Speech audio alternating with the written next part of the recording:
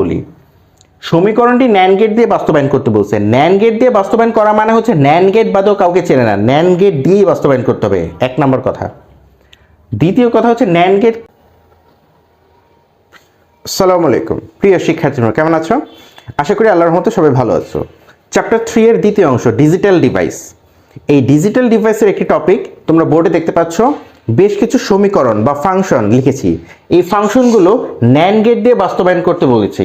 এই পরীক্ষায় যে প্রশ্নটা আসে, যেভাবে আসে, কিভাবে আসে, এরকম ফাংশন তুলে দিবে, যে কোনো একটা ফাংশন তুলে দিবে, বলবেন শুধুমাত্র ন্যান্ড গেট দিয়ে বাস্তবায়ন করো।